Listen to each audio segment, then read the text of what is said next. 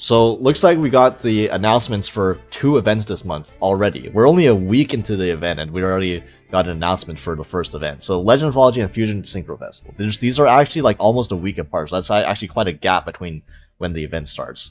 More than usual, I feel. But yeah, let's cover the Legend of Anthology. So Legend of Anthology.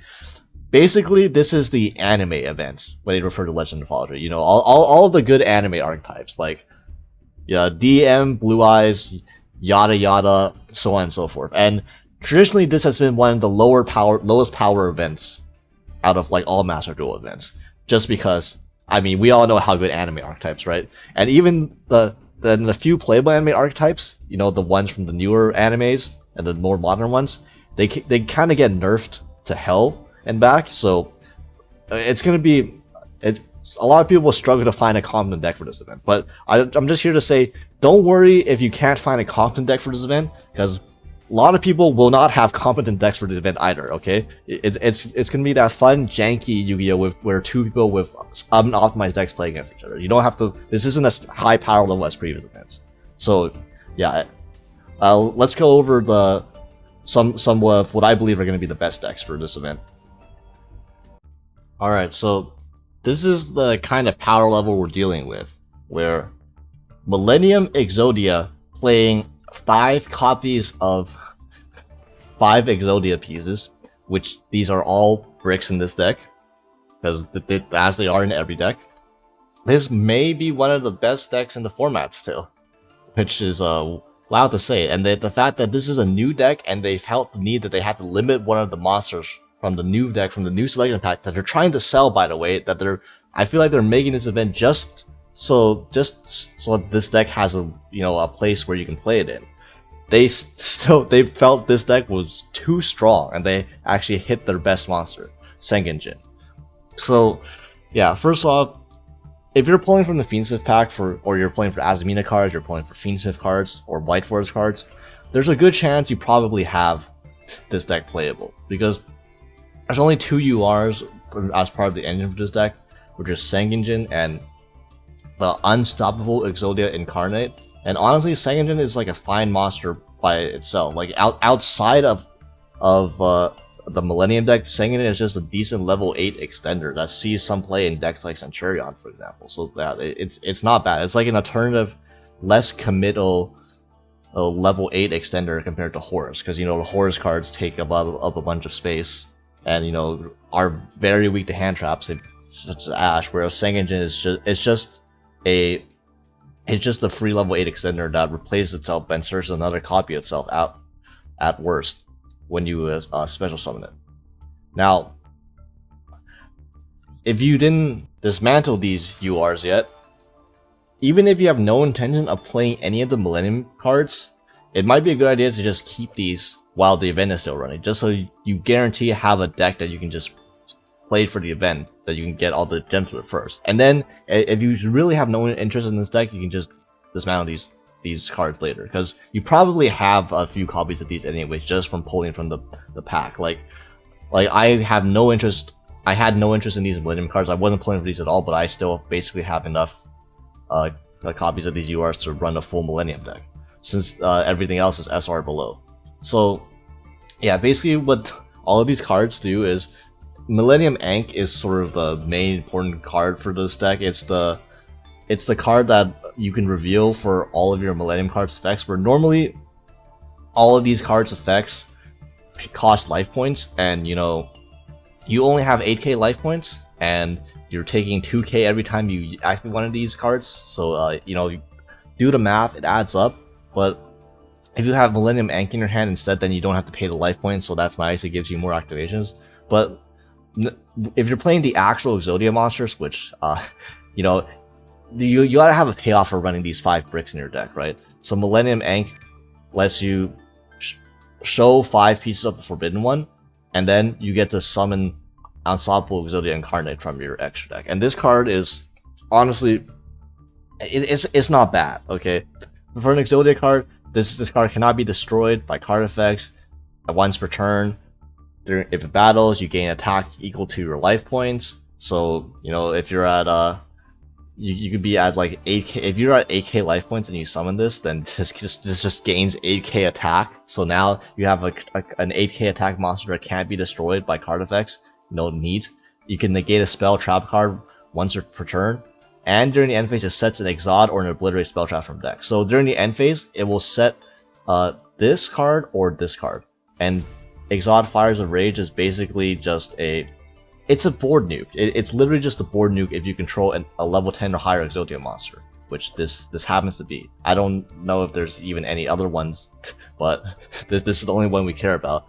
And Obliterate Blaze lets you equip 5 Forbidden Wind monsters from your hand or deck, and then they each give your Unstoppable Exodia 2k attack points. So yeah, you got a lot. You can just generate a lot of attack points, and this gives your Unstoppable Exodia piercing. So you can literally just one-shot your opponents through with one Obliterate Blaze. So that's very funny. The only thing is that every standby phase you lose 1k life points. So be careful, because your life points are a resource in this deck, like in a legitimate resource. They're not just something you can just throw away willy-nilly. Because when you use Millennium Ankh, after you activate this card, it shuffles itself back into the deck. So keep that in mind, because if you use this to summon Unstoppable Exodia, then afterwards all your Millennium monsters will cost you 2k life points each to use their effects again. And then you lose 1k every standby phase. So it adds up really. It can add up quite a bit. So yeah, the Millennium monsters themselves, Shield of the Millennium, all of these monsters have effects where you can place them as a continuous spell, and then you either pay 2k life points or reveal Millennium Ankh, and then you can special summon them, and then they have an effect. So these are the best ones to run. There are other Millennium monsters, but they're really not that good. So Shield, when you you can special summon this, and then add a Millennium Ankh from your deck to your hand. So this searches this, and then Golem Guards, you special summon this, and then add a Wedju Temple, which is this. And Wedju Temple, what it does is you place one monster from your hand in your face up continuous spell zone, and then you can place one from your deck. So this is like a way to pseudo search out any Millennium monster from your deck.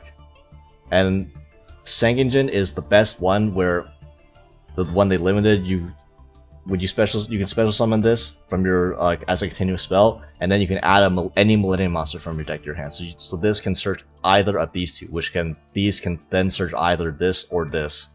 And Heart of Blue Eyes is sort of different. It doesn't have the effect where it plays itself as a continuous spell. Instead, this just searches Millennium Ankh. So between these, like 1, 2, 3, 4, 5, 6, so like 16 cards, you have like 16-ish starters and pseudo starters and ways to get to your combo. So this deck is quite consistent, honestly. Be careful for like stuff like Twin Twisters and Cosmic Cyclone, I guess. Is Cosmic Cyclone even allowed in this event? Yeah, Cosmic Cyclone is allowed. So yeah, be careful of this card. If people really hate Millennium, careful of Cosmic Cyclone. I would not advise you running Cosmic Cyclone in this deck, because once again, the life points things. And then Heart of Blue Eyes has this other secondary effect, which is very funny, where if this card is in your graveyard and you use Millennium Ankh this duel, if your opponent special summons a level 8 or higher monster, or a monster that has 3,000 more attack, you can send that monster to graveyard to special summon this. So if your opponent doesn't read, they might get caught off guard by summoning a Blue Eyes White Dragon, and then boom, the Blue Eyes White Dragon gets sent to the grave, and you get your cooler Blue Eyes on the field. So yeah, and then after these 16 cards, you just have you gotta run the 5 unfortunate bricks in this deck, the 5 piece of the Exodia. Randomly, somebody this event is gonna just open the Exodia pieces, and then they're just gonna win the duel off of the Exodia right that. Even though they're not playing a deck that's meant to turbo out their deck and actually draw these pieces, I know it's gonna happen at least one time this event to somebody, and that's gonna be extremely hilarious. And then the rest is just room for non-engines. So even though you're running the 5 bricks, you still have decent room for non-engines. So then these are like the best hand traps that are legal this event. So Valor and Imperm. Remember Imperm from the anime? Yeah. Did you know this is a Cyber Dragon card? So yeah, because this is a Cyber Dragon card, and Cyber Dragon was from the anime, even though Infinite Permanence did not exist at that time, this card is still legal for this event. Yeah, and then Crow, but you know, cards like Ash, none of the good Ghost Sisters are legal for this event. I mean, you can play Spooky Dogwater or Winter Cherries for I don't know what the hell you're gonna call cherries that even matters this event, but yeah, then for other non-engine that's you can run, there's Book of Moons and Forbidden Chalice, because honestly the next best hand trap after this is Skullmeister, and Skullmeister is really not that good, especially in a lower power event like this. I really don't feel like this is gonna do that much. But yeah, Imperm, Crow, Baylor, Chalice, and Book, I think these are generally probably going to be around the best non-engine you can run, and spell trap removal like Twin Twisters. In the extra deck, the main thing that matters is like having a couple copies of Exodia Incarnate, and then the rest is just random stuff. Like you can have rank 8s, which you can occasionally make. I suppose you could put a rank 6 or rank 5s in here too, although those are less likely, but they're still technically possible. Relinquished Anima, you can turn you can turn one of the Forbidden One's body parts into an anima. Sure, and then just a bunch of random link monsters that generally don't matter too much. Although Sorcerer of Sebek is very funny because this is a link monster that lets you gain life points back. So you know you get to get more activations if you don't have access to the Aug. But yeah, this is Millennium deck, and this deck is gonna be very common because it is a loner deck, but also it's a deck that I think most people do actually own at this point, and especially if they haven't dismantled it yet. So yeah. So now we have a deck that's relatively unhit in the event compared to how it is normally. I know this is Sharks, and I know Toad is banned in Master Duel, but like Toad was banned normally anyways. But you actually don't have to change much with the extra deck with Sharks when you're playing it in this event. And of course the main deck is completely legal almost, because everything in the main deck is SR below. And frankly, most of it is N or R rarity, so there you have it. And the best part is there's no Ash Blossom. So because there's no Ash Blossom, there's no Max C, you don't gotta worry about Beautiful Princess, okay? This card is never getting Ash, so you're just never getting punished. And now you can just run this, and you essentially have 3 extra copies of Buzzsaw Shark. It's great. There's no downsides for playing this now. You can even run the 1-for-1, and you have lots of room for. You have lots of like standards and starters, but you also have lots of room for non-engine. You know, there's 1, 2, 3, 4, 5. So like you have 15 slots for non-engine. So I think these are the best 5 in this format: Baylor, Imperm, Crow, Book, and Chalice. And then you have a bunch of starters, you know, Buzzsaw, Beautiful Princess, Lifeless Leaffish. Lifeless Leaffish will dump the Crystal Shark, which then Crystal Shark can special itself out, and then that gets you your Kragan. And yeah, it's great. You have extenders like Silent Angler, you have extenders like Lantern Shark, which can then summon out your Beautiful Princess. You have Fishborg Harpooner, which there's one thing you might see here is that you have a bunch of normal summons between Buzzsaw Shark, Lifeless Leaffish, and Beautiful Princess. Well, if you have a Harpooner, then it solves that issue, because now you can, if you open multiple normal summons, you could use both of them. You can normal summon one, and then Harpooner summons the other one, and then you essentially get 2 ways to, you get 2 summons of cards that get you 2 bodies out. So you can get 4 extenders, 4 bodies out that way, and then that's like 2 Xyzs of your choice.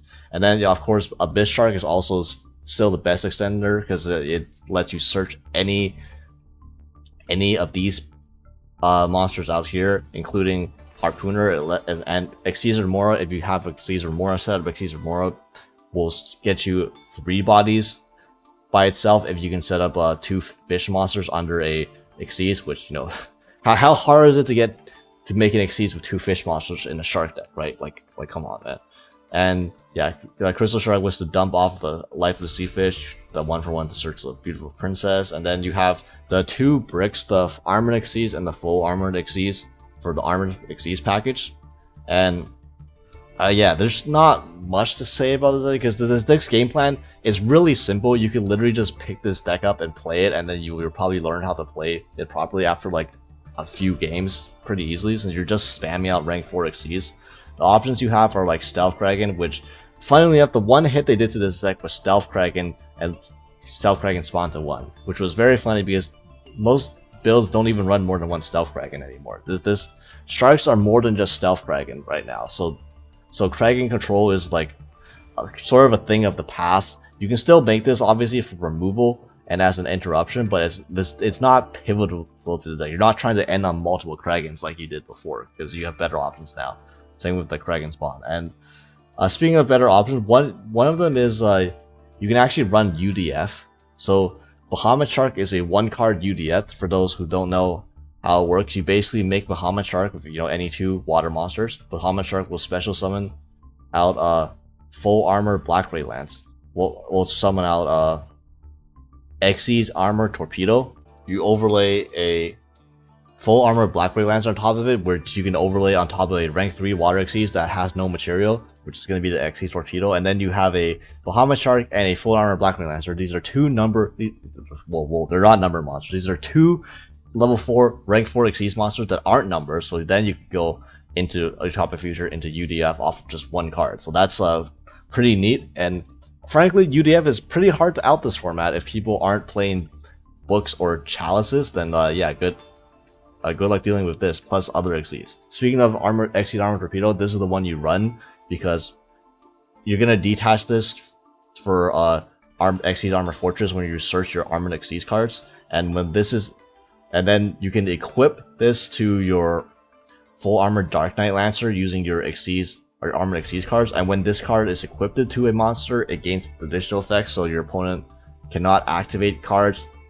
Your opponent cannot activate cards, and the effects of all face-up monsters they control are negated until the end of the damage step when this card delivers attack, and it makes full armor Dark Knight Lancer untargetable. So yeah, that's pretty hard to out. And then you overlay. The idea is you Bahamut Shark, and then you overlay Xyz Armored Fortress onto you're either the Bahamut Shark or the Xyz Torpedo, depending on if you drew a brick or not. If you didn't draw a brick, you can just overlay it on top of the Bahamut Shark, and then search both Xyz Armor and full armored Xyz. So then that gets rid of both materials under the Xyz Armor Fortress. Then you can overlay the Xyz Armor Fortress into a Crystal Lancer, and then into a full Knight Armored Jesus Christ, what the hell is his name? Full Armored Dark Knight Lancer. Full Armored Dark Knight Lancer, which is the new boss monster of this deck now. Well, new, it's been out for a year, but like, the next one after the Kraken. And this first of all, you can add an Xyz card in your graveyard to your hand, so that includes Xyz Remora, so you can recycle Xyz Remora, which is kind of busted, not gonna lie. And also, when equip card becomes equipped to this monster, you get to suck one of your opponent's monsters, and you can do that on your opponent's turn too with full armored Xyz. So you can have a suck on your turn and you can quick suck your opponent on their turn. quick play suck. And yeah, you can banish this card from your graveyard, then target one Xyz monster you control and equip one other Xyz monster from your face-up field or your graveyard to that monster as an equip spell. And then you gain additional effects based on the monster you equip to your Xyz monster with the Armored Xyz and the full Armored Xyz also gain additional effects too. And then you also have other utility cards, like you have the rank 5 package 2 here with Nash Knight, which is yet again another suck, and then non-targeting suck, quick play suck, and then you can overlay an Xyz Nash Knight on top of it, and then special summon Sign Honor Dark over it, which is another non-targeting suck. So you got sucks for days. You can suck them with this, suck with this, suck them with this, and it's just it's just MBT's dream, the suck off series in this deck. And yeah, full armor Tropical Ray Lancer. Also, you can overlay on top of a rank 4 or lower Xyz monster, and then by discarding a spell and trap. So that's how you can discard full armored Xyz. And one way you can discard the full armored Xyz into the grave as well. And then you can monster your opponent control, lose 5 on attack, and you enter the battle phase, and you negate all the phases of monster your opponent control. So this is a way to push for game, because when it destroys an attacking monster, you can detach one material and make this card attack a second time in a row. Speaking of, full armored exceeds gives your the monster it's equipped to extra attack, and then armored exceeds, if armored exceeds is the one that also gives your exceeds monster a second attack during the battle phase. So you have multiple things that can make second attacks, and then you have gaining life points, and then you're gaining attack points, and you're sucking your opponent, and you can very easily OTK with this deck. Also, Kragan deals burn damage when it pops your one monster too. So yeah, this deck's very competent at OTK. It puts up a decent board. If you can put up like 2 exceeds with this deck, you could have like a UDF and another exceeds monster, like set up a full armored Dark Knight with like a quick play suck on your opponent's turn, and then that's really hard to deal with, because you got a monster that can't be destroyed potentially, then a monster that can't be targeted, and tons of non-engine, and you can easily OTK your opponent with this deck too. So yeah, the Sharks are going to be quite competent in this format.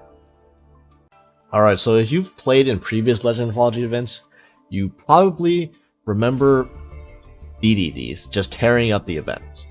Well, Konami seems like they don't remember, because I don't see many meaningful hits to this deck at all. I don't see. You see, these guys see any limitations on these DDD cards? I don't. It's weird, because if you look at search of some other random decks that might be legal this event, there's hits all over the place, right? Like you look at Speedward, which is one of the dominant decks in previous Legend Anthology events. Yeah, they limited Terror Time, they limited a bunch of Speedward cards. Or how about Melodious after the new support? They limited Refrain, they limited Ostinato. But it's like DDD, for some reason, it gets all of its starters still. This deck, I don't think it loses any consistency from if you were trying to play a normal rank. It just lost generic extra deck cards from the extra deck, which, every deck this event lost. But yeah, if you prepare to take out your DDD combo spreadsheets, because this is one of the viable decks, and who knows, you might get lucky and your opponent just might not want to sit through your 5-minute DDD combo and just lose and just like leave when they go second, and they don't open any hand traps. So yeah, there's 3 Swirl Slime legal, which lets you, it's just a fusion, or yeah, you can fusion summon DDD monster from your extra deck, and then it has a grave effect too. You can special summon a DD monster from your hand after it's been used as like fusion material too. You have Kepler as a starter. The Copernicus is a sort of a starter. It can send a DDD monster to grave, so they can send something like Lamia. I think I don't know every spreadsheet combo with DDD, but I'm sure that's how one of them works. Also, you can send Necro Slime, and Necro Slime you can fusion by banishing materials from the graveyard. So there's also 3 Dark Contract, which is also the main search of the deck, and like DD Savant Kepler can get to the contract. And then you have 3 Griffin as well, the best extender, and it's also special summon from the graveyard. You can add a DD card from your deck to your hand, so it's another searcher. And then they banned Nightmare Throne, that U-Bell card that searches 0/0 fiends, but who needs that when you have Period Rice maps? Period Rice map to search Kepler, which can then search another starter. There's like a good 15-ish starters. Oh yeah, and one for one, like 15, 16-ish starters in this deck. This is like a super consistent deck in this event.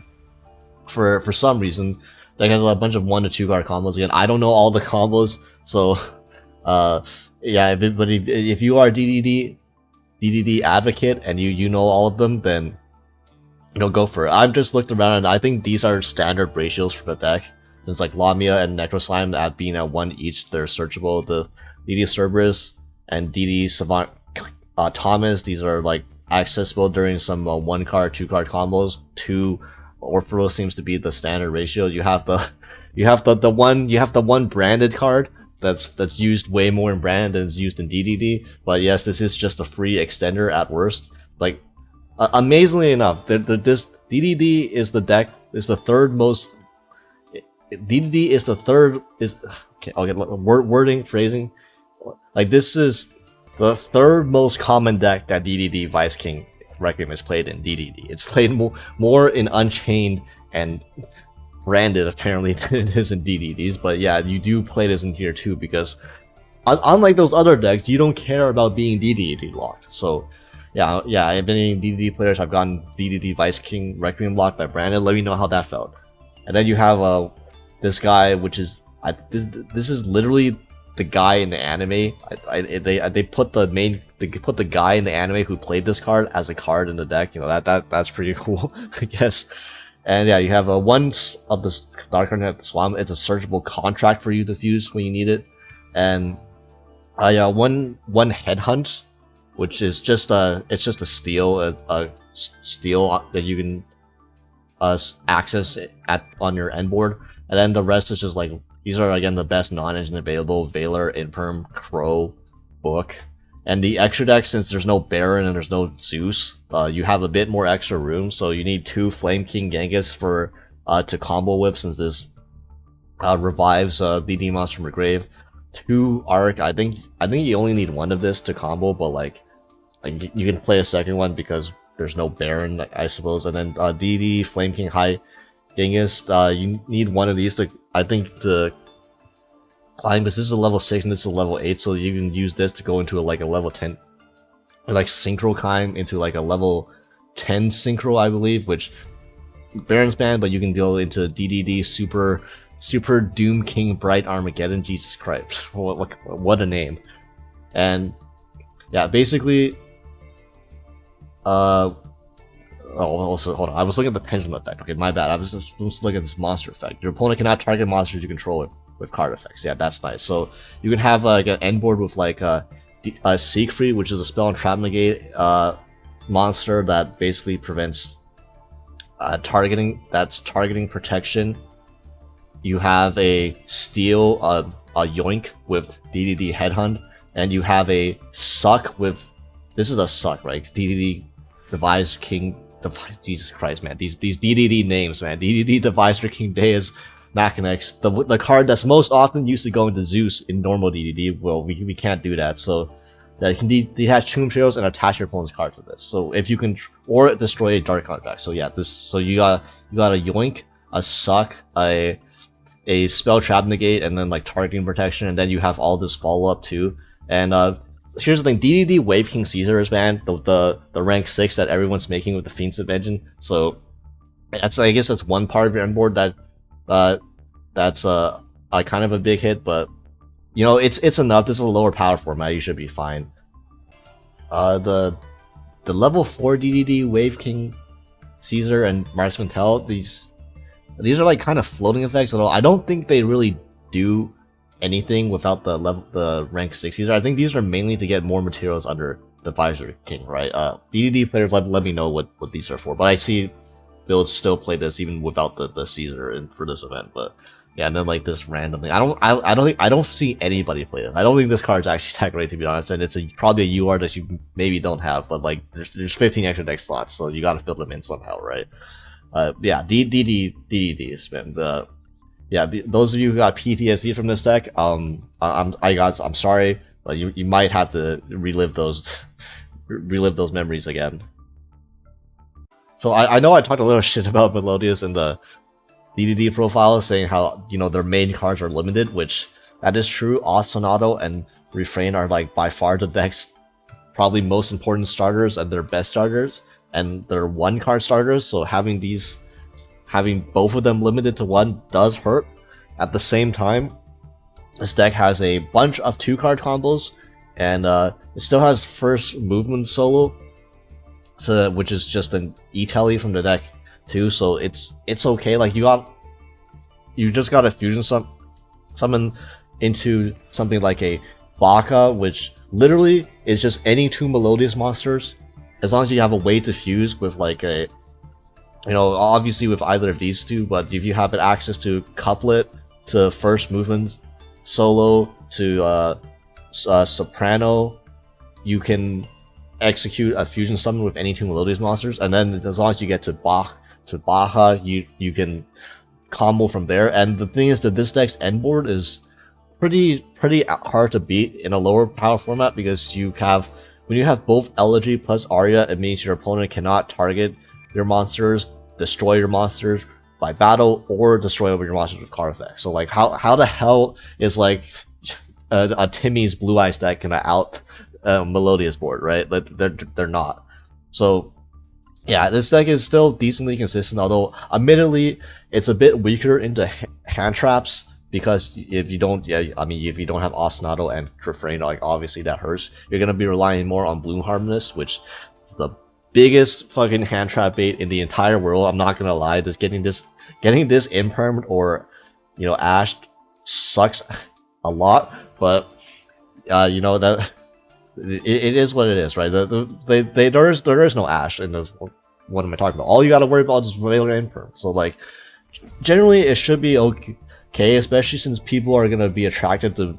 I mean, it's still correct to Valor Imperm the Baja. So if they don't have the Ash to follow it up, you can potentially play through with some hands. The classic Baja in the EMZ link off into Gravity Controller trigger Baja's effect, and then like keep going from there. Or if you have extra extenders, you don't even have to go through Gravity Controller. You just link off into Bloom Harmonious, trigger Baja, trigger Bloom Harmonious. Like you can still combo from there through a hand trap easily, so it's still fine for the most part. So you have 3 Sonata and 3 kind. Again, because you don't have as many 1-card combos, you have to draw Melodious monsters in order to fuse, because you can't just fuse them for free from your deck as often without Refrain or like without Ostinato or like Refrain basically searching you couplets to do like a 1-card combo. So you need Cannon and Sonata as extenders that you just special summon if you control any Melodious monster, to pair with like a Soprano, which Soprano is one of the cards that let you fusion summon. Then obviously Aria and Elegy are your endboard pieces that let you do the Melodious lock. And Shapina as another part of the lock, sorry, my bad, no, this isn't the lock, this is the combo piece you access to add a Life Fairy back to your hand. In your combo. Speaking of Life Fairies, there's no Herald the Orange Light, unfortunately, so that's one of the power hand traps, which is probably a good thing, to be honest. Then this deck would be really probably too overtuned for this event. Yeah, 3 Couplet, 3 First Movement Soul, the 1 Ostinato, the 1 Melodious Concerto, and then 1 Pot of Extravagance. Just have more consistency, right? I know Pot of Extravagance, like you can't draw the Melodious Concerto. Who cares, right? That's just don't banish all 3 Baja and don't banish all 3 Flower and Etoile or like Shiberta or Bloom Harmonious. Like you're fine. Like you don't need Prima, Bloom Prima. This card is kind of just filler because there's 15 extra slots you have to fill out. And yeah, then this deck has 1, 2, 3, 4, 5, 6, 18 non-engine slots, which is honestly probably too much for this event, because what the hell non-engine are you gonna run? Like, what do you want? You already got Valor's Imperm, Crow, Book, Chalice, and Cosmic Cyclone for back removal. Like what do you want to run? Would you want to run like Skullmeister? I don't know. Like, I guess you can run Dark Hole, Regeki, Feather Duster. Although I feel like though you don't even need all of those for this event. Like what back row is legal that's really that scary, right? But yeah, Cosmic is funny because it counters some Millennium monsters, so you banish the Millennium monsters on your scale. It's pretty funny. But yeah, then the extra deck is just because of the X-Trap, because honestly nothing else is really important. Even if you don't have 3 Etoile, like if you're a Melodious player, you're only gonna have 2 of this anyways, because that's all you run normally. And honestly, it's fine. Just don't banish both of these with X-Trap Forehead. It's easy. It's simple, Jerry. The plan's simple.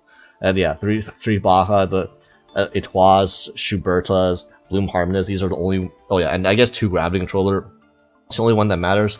If you only have a way to get to Baja, like if your only play is like what, Shapina plus 2 random Melodious monsters, then you would make Baja. You always make Baja in the extra monster zones. So that if your Baja gets impermed or Valor, then you can link it off into the Gravity Controller immediately, and then Baja goes to the grave, and Baja's grave effect triggers, so you can still combo from your decks, try to see if you can do something.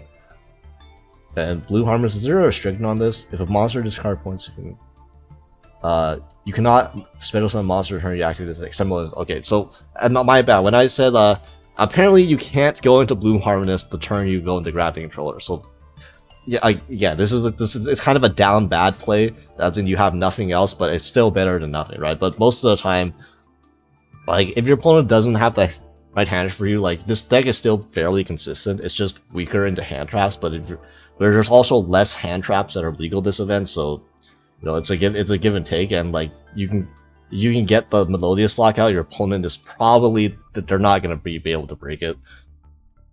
And oh yeah, keep in mind, like it's not just the lock that Melodious does, right? Like besides all this non-end, it does put up interruption, right? It messes up your opponent's graveyard, which you already have 3 crows, so I guess if anybody's playing a graveyard focused deck, they just can't win into this, and you get the non-targeting bounce Etoile as well, so it's pretty good in my opinion. All right, so I never thought I'd say this sentence, but I think that Shining Sarcophagus is actually one of the better decks for this format. And certainly, I think it's probably the best deck to play Dark Magician in, quote-unquote Dark Magician. So if you pulled from that selection pack a couple months ago, for the Melodious cards, but you ended up pulling a Shining Sarcophagus core, and for some reason you didn't dismantle these URs yet, then yeah, you got a perfectly acceptable deck for this event. And honestly, this deck puts up probably one of the better end boards in this game in this event too. Which the ideal end board is, so you have good. First of all, this deck has good 1-card combos. A 1-card combo being just like Gadget Trio or Shining Sarcophagus. Shining Sarcophagus. Obviously, you need Shining Sarcophagus. So if you don't have this, you don't play the game. But frankly, there's probably a lot of other decks to where they're not playing the game all the time because of either limitations or just the power level of this event. But yeah, Shining Sarcophagus, this adds any card dimension Shining Sarcophagus to hand. So if you're in your 1-card combo with your Gadget Trio or your Shining Sarcophagus, you go Gadget Trio, add Shining Sarcophagus. Sarcophagus adds your Ties That Bind. Ties That Bind will summon Silent Swordsman 0 and Silent Magician 0, and then then you have a spell negate for your opponent's turn, and you have a targeting protection for your opponent's turn to protect your Shining Sarcophagus from certain targeting effects, I suppose. But also because as a 1-card combo, you have other non-engine in hand as well, so you could potentially have any number of these hand traps. Book of Moons pretty decent, especially going first, and then you have stuff like Turn Silence, which is just a straight up monster negate as well. And this deck is not incredibly inconsistent either. It's not the most consistent deck, but there are definitely way less consistent decks in this event. I'll say that. Because you have 3 Gadget Trio, 3 Shining Sarcophagus, 3 Future Silence, which will search Gadget Trio, and then so that's like minimum 9 copies of Shining Sarcophagus. You're not, I want to say win condition, but this is the entire deck. If you don't have Shining Sarcophagus access, your deck is not a deck. It's just some digital pixels that don't do anything. And then the pots are actually legal, so Pot of Desires and Extravagance I'd run both of these.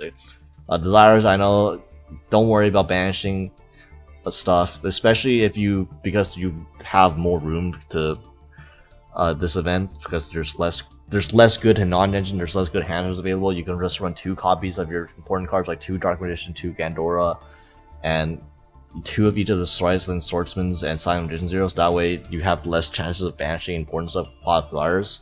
Or if you open playable and Pot of Desires, obviously you can just fire this off at the end after you fin out your deck and then try to draw into more hand traps. So yeah, and the 2-card combo with this deck is actually really good, where if you open access to Shining Sarcophagus plus one of these Dark Magicians or one of these Gandora Gs, the idea is you set up Shining Sarcophagus, you somehow find a way to Gandora G either by searching it or hard opening it. You special summon Gandora G because you control a Shining Sarcophagus. If you control a Shining Sarcophagus, you can summon Gandora G, then you can summon Dark Magician from hand. And then you use Gandora G to nuke the field.